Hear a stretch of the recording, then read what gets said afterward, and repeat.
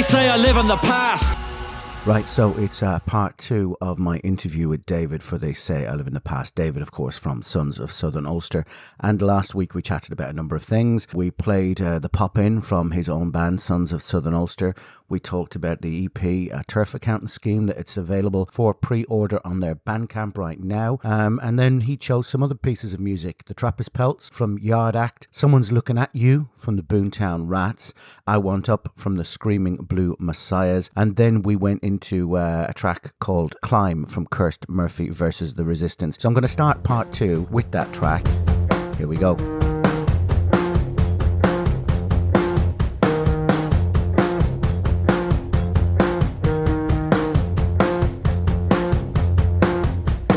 Here's what it is, and here's where it's at. You're stuck inside this rut, you can't get out. You're sick of every breath that comes out of your mouth, and yet you've come too far to quit. You wanna start, you don't know where to start. Your blood is curdled with the bitterness.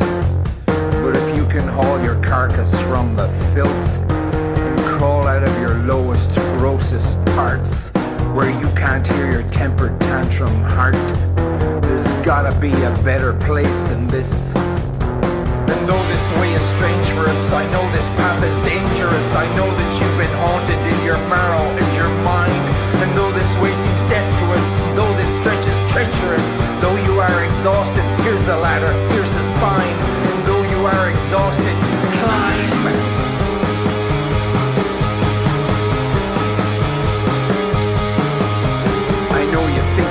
Don't have the stuff. The heart is snarling on its leash. Here's where you've arrived. Here's where you're alive. You're paralyzed with mania, with rage. But deep within this cage of bone and cartilage, you know there is a better place than this. And though this way is strange for us, I know this path is dangerous. I know that you've been haunted in your marrow and your mind.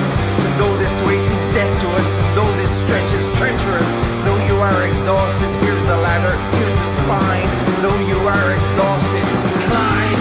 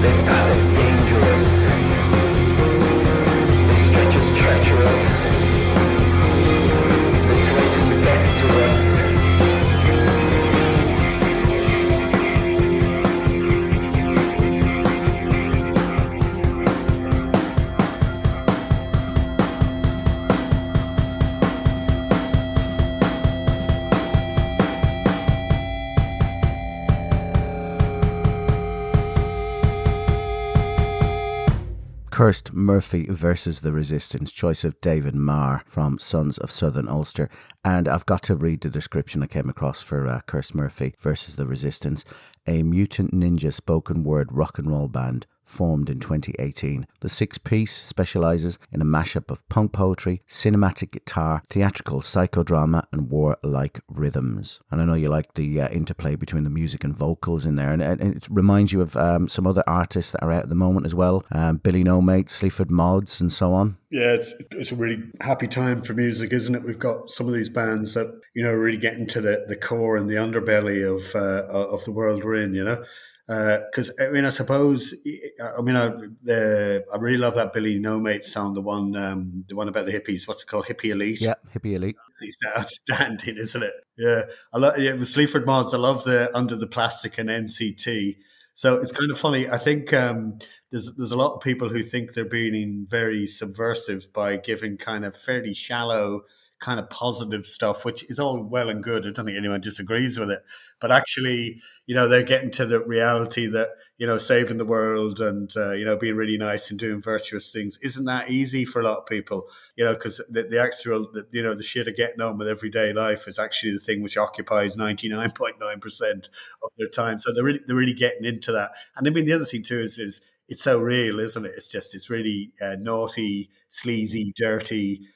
It's just, for me, that's I love that kind of stuff. Yeah, definitely. I do agree. We're very lucky, and I'm glad I started doing all this kind of stuff when all this great music has started to come out again. Another one you introduced me to, by the way, Jinx Lennon. We're going to hear from Jinx Lennon and Miss Paula Flynn in a second. You've chosen what you describe as not the cursiest track, which is good, but this guy, very, very clever. A bit of a one-off, Jinx Lennon, definitely singing in his accent. Oh, he's a genius, isn't he? He's absolutely sensational. It's and I mean, I suppose the interesting thing, one of the many interesting things about Jinx is that he's very much coming with the message, and it starts there. So I mean, he's definitely done Dawkes, Bob Dylan, isn't he? But he's just great. I mean, this particular song, "The Bachelors of Pierce Park," really, I mean, the album that it's from is absolutely wonderful. It's a masterpiece. I would have to say it's definitely something which has influenced me in the whole notion of how the songs came together and that starting kind of point for us listening to it. I mean, it really does, capture all that stuff of DIY. And then this notion of speaking to, people who live lives that just come and go and people don't necessarily notice. It's great to see someone speaking to that about, what goes on and things. But also, I suppose the other thing, singing in your own accent, there's an authenticity there, which I think really, really adds to the art massively, Yeah, and again, Bachelors of Pierce Park, given that kind of warts and all description of an Ireland that existed, possibly still exists, those kind of characters, definitely took me back. And it's interesting to hear that they were kind of an influence on you. And we've got to mention, obviously, Miss Paula Flynn. Her vocals on that are pretty special too. Yeah, I mean, God, she really does have the voice of an angel, doesn't she? But we were talking before, I presume you've listened to it since, her version of Let's Dance. Yeah, thanks for that recommendation. Really, really amazing. Oh, it's absolutely outstanding, isn't it? It's lovely. Right, this is a real treat for anyone who's not come across this track. This is Jinx Lennon featuring Miss Paula Flynn, The Bachelors of Pierce Park.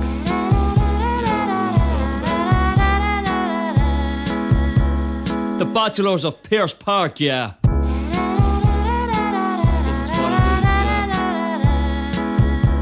The Bachelors of Pierce Park, yeah. There was a guy around the corner. He thought he was Dracula. One day he jumped off the balcony of the local cinema. He fell down and broke both of his legs. He shouted, "I'll make you teeth, I'll make you teeth." The girls laughed at him or brought him down a peg. I think he emigrated. Oh, I always knew there was something desperate about Pierce Park. When a young man over 30 would never get married. I blame the Harplager Brewery, the hops and yeast, turn people into wild beasts, and to end up, they lost their mark, yeah. The Bachelors of Pierce Park, yeah.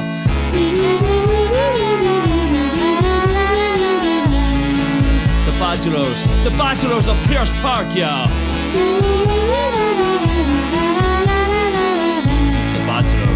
The Bachelors of Pierce Park, yeah. Woo!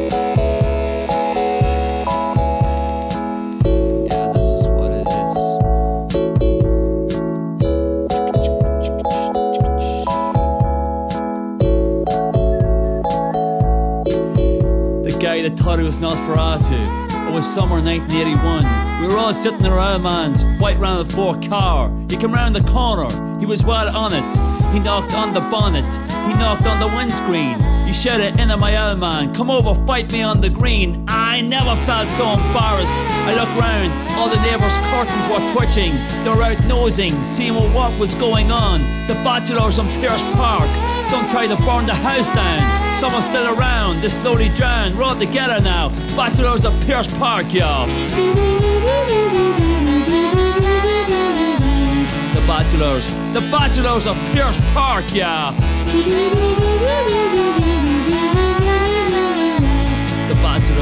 The bachelors of Pierce Park, yeah. If you haven't got your head screwed on before you're 30, you're gonna shake, rattle and roll. You're gonna find some gold, you're gonna find some mark, you're gonna find some spark, or else you're gonna end up in the dark. Whatever you do, you don't wanna end up like the bachelors of Pierce Park, yeah.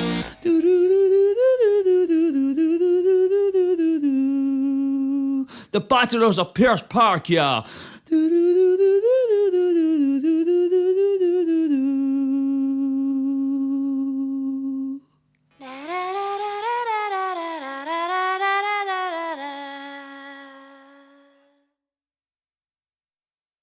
The Bachelors of Pierce Park, Jinx Lennon featuring Miss Paula Flynn. Choice of my guest tonight, David Meagher from Sons of Southern Ulster. Genius described by David there. And I've got one of those next week as well, by the way. I'm going to be interviewing or having a chat with, that's what I like to describe it as, having a chat with Stano. And if you don't know who Stano is, then do a bit of Googling, because Fontaine's DC, girl band, etc., they owe a lot to Stano. But that's part one of a two-part interview next week. And there's something about, I know you talked, David, about Sons of Southern Ulster being influenced by Jinx Lennon, that kind of style. But this next band as well, Arab Strap, have been influential on yourself and Justin getting back together as Sons of Southern Ulster. Yeah, I mean, again, I suppose Jinx is a national treasure for Ireland, and Arab Strap are, obviously a national treasure for Scotland. It's just, I mean, if you just follow through their career, all the different things they've done, they're really brave. They do their own thing. I love the way they're able to pull in a lot of folk music from their own background from Scotland. I suppose by extension, it's Celtic, really, isn't it? But yeah, no, absolutely wonderful again, and is singing their own voice. And I love the way they also use bad recording at times deliberately. It's great, isn't it? Not so much on the newer stuff, but on the older stuff. So it's great. I mean, I think we all missed them. Aidan doing the solo stuff was good, but I think there's something about the two guys together. There's a special kind of magic, isn't it? And I mean, look, that's the history of music, isn't it? These songwriting partnerships and stuff. The new albums really is. It's as good. It's as good as the classics from before. And I suppose they're kind of relatively unique. I mean, I suppose there's a lot of Ian Jury in it with the naughtiness and the sleaziness and stuff like that. I mean, personally, I just love listening to them. I have a kind of an alter ego sometimes when I'm trying to annoy my wife, going around pretending I'm Aidan Moffat in the kitchen or something, which I'll leave that thought with you. You can fill in the gaps. Oh, yeah. Thank you. Yeah. Thanks for that image. Yeah, and what's interesting about them as well, in terms of lyrically, very interesting, and like you said, a bit sleazy and so on. How does it work with yourself putting together the lyrics, the music, and is it changing at all for the third album, or do you work in the same way? Yeah, so look, we're quite disciplined in this regard, in that I'm the minister for music and he's the minister for words. So and our departments are somewhat separate. We do critique each other a fair bit, and look, we're mates for a very long time. So the conversations we have, I'd say some people might be a little bit kind of shocked at how direct they are, because we're both very keen to do it as good as we can, and we don't pull any punches. No one's sensitive or anything like that. So I mean, he does the words, I do the music, and then we mess around. And as it evolves over time, I suppose we both interfere with each other's bits a little bit, but not that much actually. It works well. I think we really listen to each other because we're doing that, because we're separate. There's a kind of a bit of a separation there that helps keep you more objective. So we're able to critique each other with a good eye. And I mean, look, as with anything, when you're doing it artistically, sometimes I've loads of guitar riffs and things that I personally love that he says, no, I'm not singing over that. And that's fine. So we're good bullshit detectors for each other, I think, I mean, I suppose with him, an interesting thing again about that notion of separation is, I mean, Justin's been living he went to America and basically didn't come back. So he's been there for 30 years now. And I'm regularly shocked because we would just chat away on WhatsApp all the time. It's kind of like a 24/7 thing.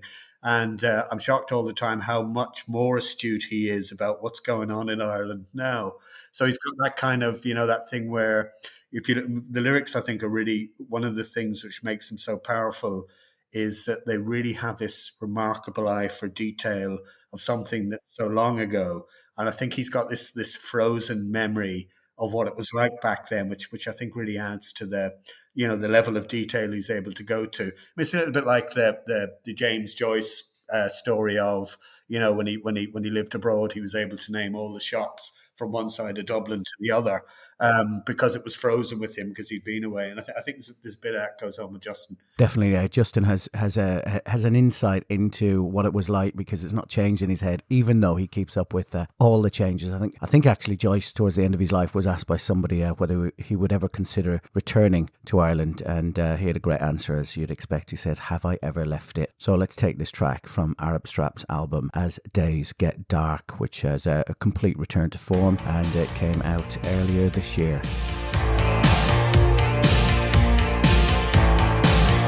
Here he comes through the crowd, eyes black and loud, buttons missing from a soaking shirt, shades inside at night, he's a full-time flirt, cocksure and vague, he's a walking stain, powder's in his pocket and dirt on his knees, puts an arm around you, says he aims to please.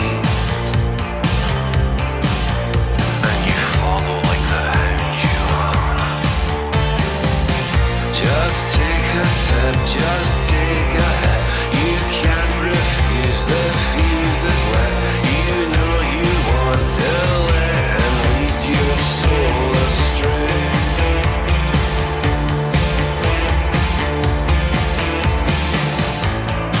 Says he can make the night sing, and he's got just the very thing. He takes you by the nose and you sniff his sin. Takes you in the mouth on his knees by the bends, and then he's straight back to the bar. Just take a sip, just take a hit. You can't refuse, the fuse is lit. It's not a game you win, but how you love to play. And what has the night to do with sleep? No secret she won't keep. It's always sinful in the sunlight anyway.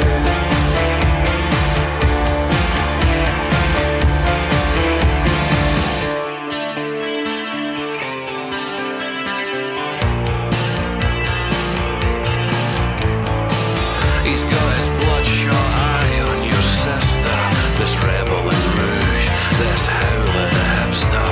He's always in the dark, but he knows his way around.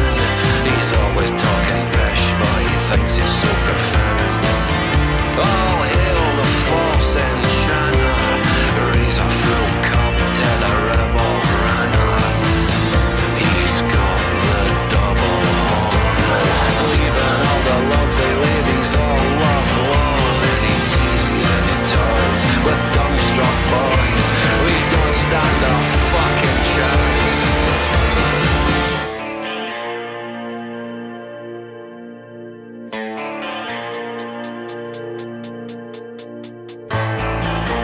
There he goes through the crowd, unprincipled and proud, taking lots of numbers but he won't phone back. He's maybe wearing makeup but his tears are black, as he leaves you with another scar. You fuck it up again. Just take a sip, just take a hit. You can't refuse, the fuse is lit. With just a wink, your super ego starts to break. He sucks you in. What has the night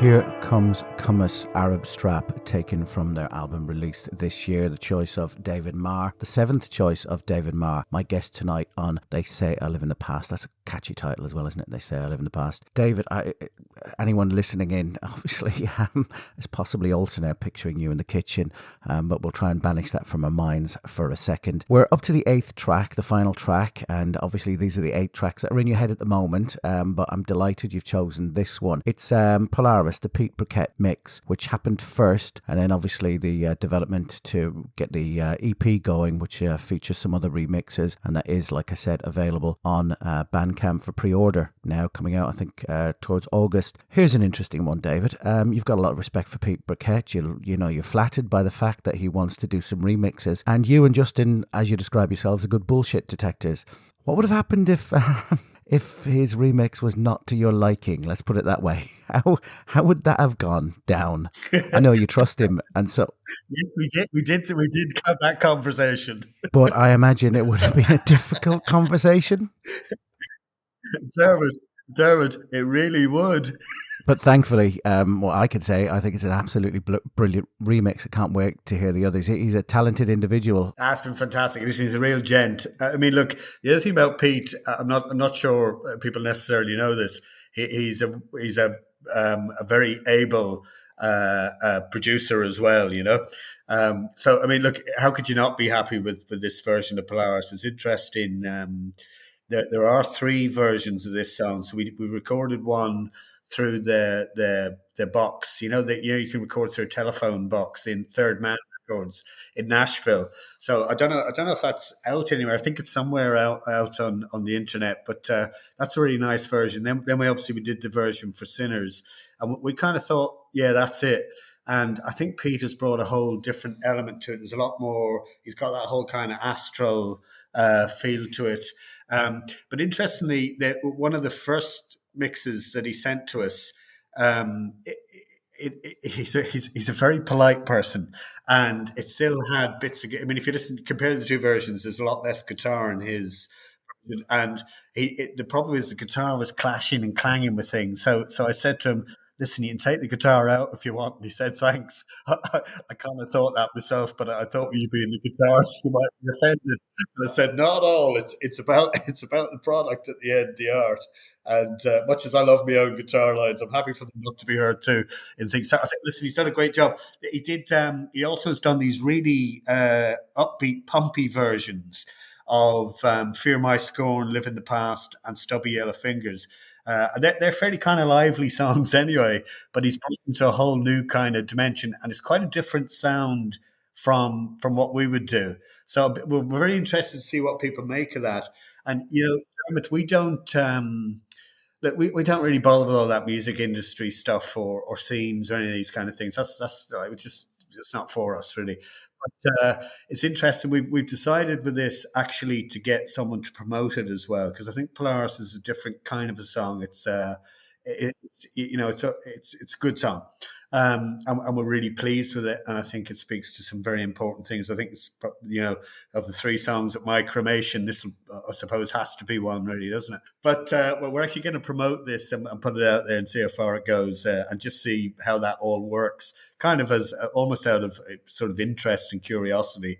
And I think it's a song that's good enough to see what happens when you put a little bit more behind it to push it, rather than just do what we do, which is put our stuff out there and people find it. And listen, obviously people like yourself, Paul McClure, Mickey Bradley, people like that have been unbelievably kind playing our music and talking about us and stuff. So look, that's great, but we're going to go the other way a little bit with this as well. Well, that sounds really interesting, David, because I know one of the things you kind of decided at the beginning was you're going to do this for yourselves, and if people like it, then fair enough. If they don't like it, well, whatever, we're still doing it and we're enjoying it. And you possibly have the luxury of where, you can do it for yourselves and it doesn't really matter, but it is interesting to see what could happen.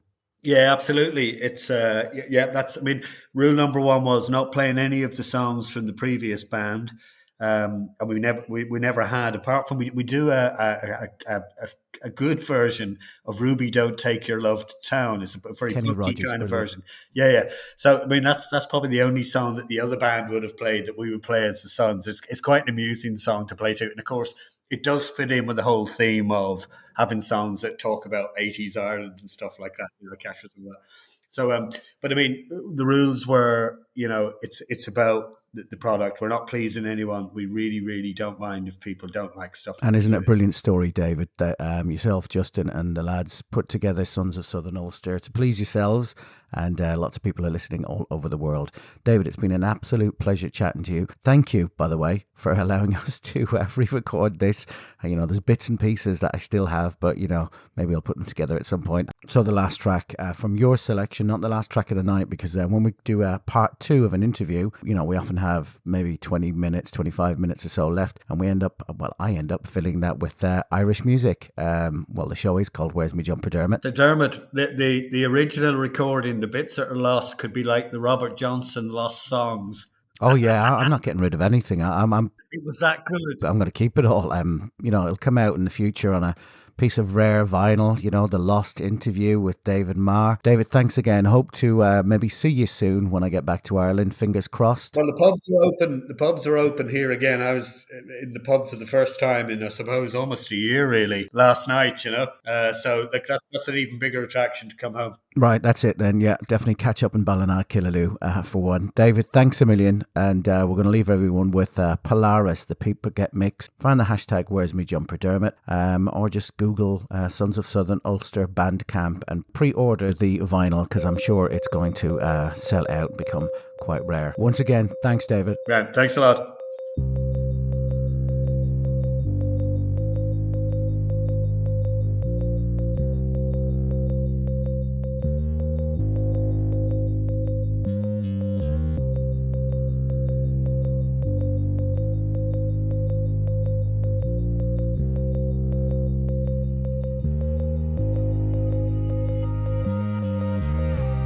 That day, we buried innocence and youth. We broke ground with cleft sticks and sharpened stones, and walked away, never the same. Harder.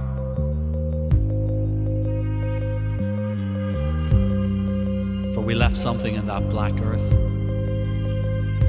Something whose value we did not know nor understand. Something neither pick nor shovel could uncover.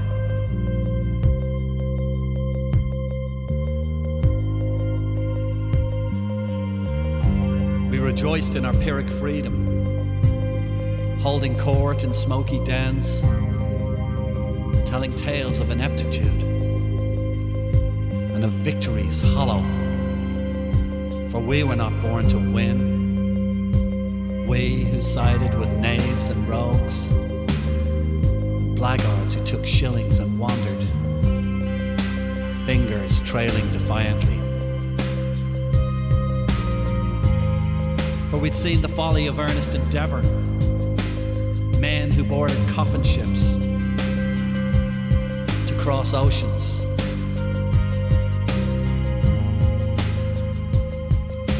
were never seen again. Drunk as a lord, as I often am these days, I lay down where I fell, to the sky I gazed. Search for the highest one, the mariner's star, cried out, Polaris, carry me home.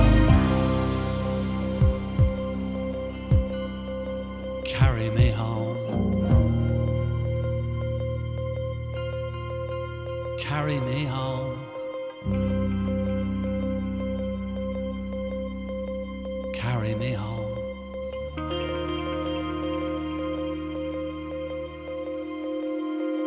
Unfettered, I drifted over swarms of long, low hills, fields green, boggy brown.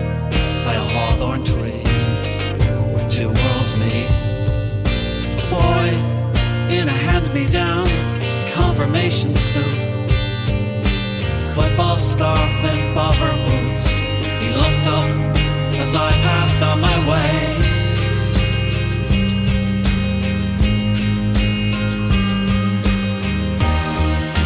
Drunk as a lord, as I often am these days, I lay down where I fell, to the sky I gazed. Search for the highest one, the mariner's star, cried out, Polaris, carry me home. Carry me home. Carry me home. Carry me home.